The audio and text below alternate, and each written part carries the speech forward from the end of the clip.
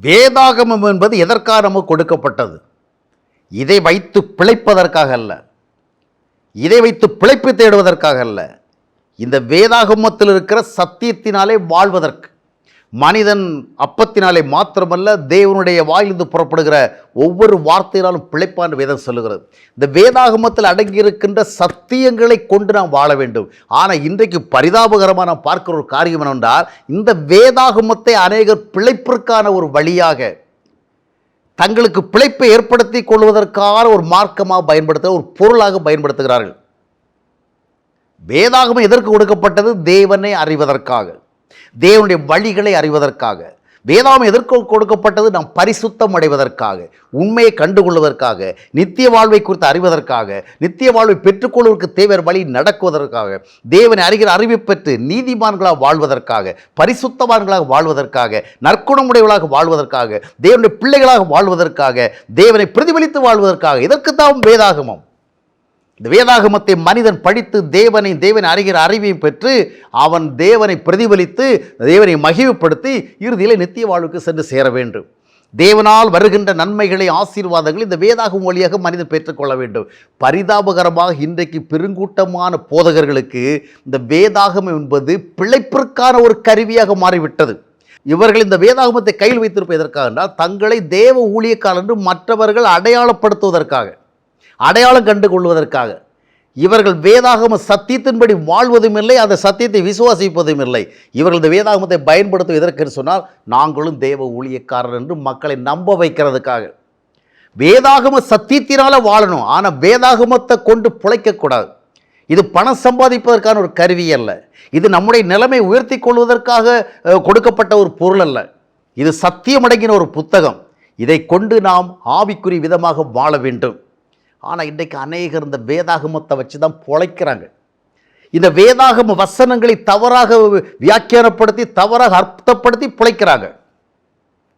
இந்த வேதாகமத்தில் சொல்லப்பட்ட வசனங்களை தவறாக பயன்படுத்துகிறார். தாங்கள் ஒரு உபதேசத்தை உருவாக்கி கொண்டு அந்த உபதேசத்தை உண்மை என்று காட்டி பிழைக்கிறதுக்காக ஆங்காங்கே வேத வசனங்களை எடுத்துக்கொள்கிறார்கள். அந்த வசனங்களை எடுத்துக்கொண்டு தங்களை நிரூபிக்கிறார்கள். மாதத்திற்கு ஒரு முறை இவர்கள் என்ன செய்கிறார்கள் என்றால், இந்த வேதாகமத்தில் பழைய ஏற்பாட்டில் கொடுக்கப்பட்ட ஒரு வசனத்தை 3000 ஆண்டுகளுக்கு முன்பாக மோசையின் மூலமாக பல்வேறு தேவ மனிதன் மூலம் கொடுக்கப்பட்ட வாக்குத்தத்தங்களை இவர்கள் அங்கிருந்து பொறுக்கி எடுத்து, இந்த புதிய ஏற்பாட்டு காலத்தில் வாழ்கிற தேவனுடைய பிள்ளைகளுக்கு ஆண்டவர் உங்களுக்கு வாக்குத்தத்தம் கொடுக்கிறான்னு சொல்லி பொய் சொல்கிறார்கள். எதுக்கு பைபிளை பயன்படுத்துகிறாங்க? பொய் வாக்குத்தத்தம் கொடுக்கிற ஒரு போலித்தர ஊழியத்தை செய்கிறதுக்காக. மாதத்தினுடைய முதல் நாள் இந்த வேதாகமம் தவறாக பயன்படுத்தப்படுகிறது. இந்த வேதாகம சத்தியத்தின் மூலம் சத்தியத்தின் அறிவை கொடுப்பதற்கு பதிலாக, ஜனங்கள் தேவ உறவில் வாழ்வதற்கு தேவையான தூண்டுதலை கொடுப்பதற்கு பதிலாக, பணம் சம்பாதிப்பதற்காக, தங்களுடைய அந்தஸ்தை பெருக்கிக் கொள்வதற்காக, தங்களுடைய பாப்புலாரிட்டி இன்க்ரீஸ் பண்ணுவதற்காக இவர்கள் மாதத்திற்கு ஒரு முறை வேதத்தில் இருக்கிற ஒரு வசனத்தை எடுத்து, ஆண்டவர் எங்களுக்கு இதை வாக்குத்தத்தமாக உங்களுக்கு கொடுக்க சொன்னார் என்று பொய் சொல்கிறார்கள். பொய் சொல்லி பிழைக்கிறதற்காக பைபிள் கொடுக்கப்பட்டது. ஒவ்வொரு நாளும் இவர்கள் இந்த வேதாகமத்தில் வசனத்தை புரட்டுகிறார்கள். இந்த வேதாகமத்தில் இருக்கிற வசனங்களை கொண்டு ஆவிக்கேற்ற விதமாக வாழ்வதற்கு பதிலாக இந்த வேதாகம வசனங்களை பயன்படுத்தி கொண்டு காணிக்கை வசூல் பண்ணுகிறார்கள். பழைய ஏற்பாட்டு பகுதியிலே அன்றைய யூதர்கள் கொடுக்கப்பட்ட தசோபாக உபதேசத்தை இவர்கள் புதிய ஏற்பாட்டு பகுதியில் தேவனுடைய பிள்ளைகளுக்கு கொடுக்கப்பட்டதாக பொய் சொல்லி காணிக்கை பெறுகிறார்கள். இதற்காக பைபிள் கொடுக்கப்பட்டது? உள்ளதை உள்ளபடியே பார்க்கத்தானே, உள்ளதை உள்ளபடியே அறிவதற்குத்தானே, உள்ளதை உள்ளபடியே ஏற்றுக்கொண்டு வாழ்வதற்குத்தானே. பழைய ஏற்பாட்டு காலத்திலே அந்த பிரமாணத்தின்படி கொடுக்கப்பட்டதான அந்த காணிக்கை சட்டத்தை புதிய ஏற்பாட்டில் வந்து கொடுக்கிறார்களே. இந்த வேதாகமத்தில் உள்ள ஒரு சில வசனங்களை காண்பித்து விதைப்பு, அறுவடை அந்த மாதிரியெல்லாம் சொல்லி, அதாவது நீங்கள் பணத்தை, தங்கத்தை, வெள்ளியை, சொத்தை, நிலத்தை விதைச்சிங்கன்னா உங்களுக்கு ஆண்டவர் கொடுப்பார்னு பொய் சொல்கிறாள். பொய் சொல்லி பிழைப்பதற்காக இந்த பைபிள். அநேக போதர்கள் இந்த பைபிளை கையில் வைத்திருக்கிறார்கள். ஆனால் ஆவிக்கேற்றபடி வழிநடத்தப்பட்டு இந்த பைபிளில் இருக்கிற உண்மை அப்படியே பேசுறதில்ல. பொய்க்கு தங்களுடைய பொய்களை நிரூபிப்பதற்காக இவர்கள் திருட்டுத்தனமாக வேத வார்த்தைகள் எடுக்கிறார்கள். எசேக்கியேல் தீர்க்கதரிசியுடைய காலத்தில் கூட ஆண்டவர் இதை கண்டித்தார். என்னுடைய வார்த்தைகளை திருட்டுத்தனமாக இவங்க எடுக்கிறாங்க. இன்றைக்கு பல போதர்கள் திருட்டுத்தனமாக பைபிளை யூஸ் பண்ணுறாங்க பிழைப்பிற்காக. இவர்களாக பாருங்கள், ஒருவருக்கு நடனமாட ஆசை, நடனமாடுகிற ஒரு கூட்டத்தை பார்க்க ஆசை. உடனே அவர் எங்கே போகிறாரு? தாவீது நடனமாடினான் பாருங்கள், பழைய ஏற்பாட்டில் இருக்குது. புதிய ஏற்பாட்டில் எங்கேயா இருக்குது? எந்த போதகர் ஆடினார்? இயேசு ஆடினாரா? யோவான் ஆடினாரா? பேதுரு ஆடினாரா? நீ ஏன் பழைய ஏற்பாட்டு போகிற?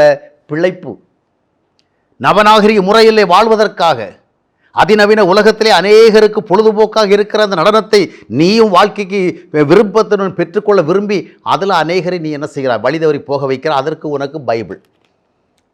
தாவீதினுடைய நடனத்தை பின்பற்றி வாழவா புதிய ஏற்பாட்டில் அழைக்கப்பட்டோம்? இயேசு கிறிஸ்துவ அடிச்சுவடை பின்பற்றித்தானே வாழ அழைக்கப்பட்டோம். அந்த தாவீதினுடைய நடைமுறையை இங்கே கொண்டு வருகிறார்கள். அப்போது இந்த பைபிளை தேவனை அறிகிற அறிவிற்காக கொடுக்கப்பட்ட, பரிசுத்தமானவருக்கு கொடுக்கப்பட்ட, பரிசுத்தமாவதற்கு கொடுக்கப்பட்ட, நீதிமானவருக்கு கொடுக்கப்பட்ட, நற்குணங்களை உடையவர்களாக மாறுவதற்கு கொடுக்கப்பட்ட, கனி கொடுப்பதற்காக கொடுக்கப்பட்ட, நித்தியத்தை அறிவதற்காக கொடுக்கப்பட்ட, நித்திய வாழ்வை வாழ்வதற்காக கொடுக்கப்பட்ட, தேவனை பிரதிபலித்து வாழ்வதற்காக கொடுக்கப்பட்ட அந்த வேதாகமத்தை இவர்கள் பிழைப்பின் பொருளாக பயன்படுத்துகிறார்கள். எவ்வளவு மதியீடு பாருங்கள். கையில் பைபிளை வைத்துக்கொண்டு வேத வசனங்களுக்கு இவர்கள் விரும்புகிற அர்த்தத்தை கொடுக்கிறார்கள். பைபிளில் வசனம் சொல்லுது, நாம் எல்லாரும் தேவனுடைய ஐஸ்வர்யத்தை சுதந்திரிக்கிறதுக்காக அவர் ஐஸ்வர்யவானாக இருந்தும் நம்மை போல் தரித்திரனானார். அது எந்த ஐஸ்வர்யம்? காசு பணமா? ஆஸ்தி அந்தத்தா? சொத்துக்களா? இம்மோபிள் ப்ராப்பர்ட்டிஸா? இல்லையே. அது தெய்வீக ஐஸ்வர்யம். அவர் தெய்வீக உலகத்தில் இருந்தார், தெய்வீகத்தில் இருந்தார். அந்த ஆசீர்வாதத்தை தான் அவர் சொல்லுகிறார். இந்த மகிமை விட்டொழிந்துதான் மனிதர்கள் தேவனுடைய மகிமை பெறுவதற்காக அவர் தரித்திரனானார். ஆனால் இவர்கள் அதை எப்படி அர்த்தப்படுத்துகிறார்கள்? நாம் எல்லாம் பணக்கார ஆகிறதுக்காக இயேசு கிறிஸ்து பூமியில் ஏழையாக சிலுவையில் அறை உண்டாராம். எப்படி பிழைப்பிற்காக இந்த பைபிளை பயன்படுத்துகிறாள்? இன்றைக்கு பெரும்பாலான போதகர்களாலே பைபிள் ஒரு பிழைப்பு கருவியாகத்தான் பயன்படுத்தப்படுகிறது. பைபிள் அதற்காக இல்லை. பைபிளில் இருக்கிற வேத வார்த்தைகளினால் வாழ வேண்டும் என்று இந்த வேத வசனங்களை தவறாக அர்த்தப்படுத்தி, தவறாக அதற்கு வியாக்கியானம் கொடுத்து அதை கொண்டு பிழைப்பது இழிவான ஒரு பிழைப்பு. அதனால தான் அப்போ சொல்லுவேன், அவன் ஊழியக்காரன் என்பவன் இழிவான ஆதாயத்திற்காக ஊழியம் பண்ணக்கூடாது. இழிவான ஆதாயத்துக்காக ஊழியம் பண்ணக்கூடாது. இந்த இழிவான ஆதாய தேடல் தேவன் கொடுத்த மகா பரிசுத்தம் உள்ளதான இந்த வேதாகமத்தை வியாபார பொருளாக மாறுவதற்கு அவர்களை வழிநடத்தி விட்டது. தங்களுடைய வியாபாரத்துக்கு இந்த பைபிளை பயன்படுத்துகிறாங்க. எங்கே போனாலும் இந்த பைபிளை அவங்க வச்சிருக்கிறது பரிசுத்தின் அடையாளம் இல்லை, அது அவர்களுக்கு வியாபார அடையாளம். எனவே இப்படிப்பட்ட போதர்களை அடையாளம் கண்டுகொண்டு வேதாகமத்தை வித்தியாசமாக விளக்குகள் அடையாளம் கண்டுகொண்டு தெளிந்த ஆவியோடு வாழ்வதற்கு கர்த்தர் உங்களுக்கு உதவி செய்வாராக.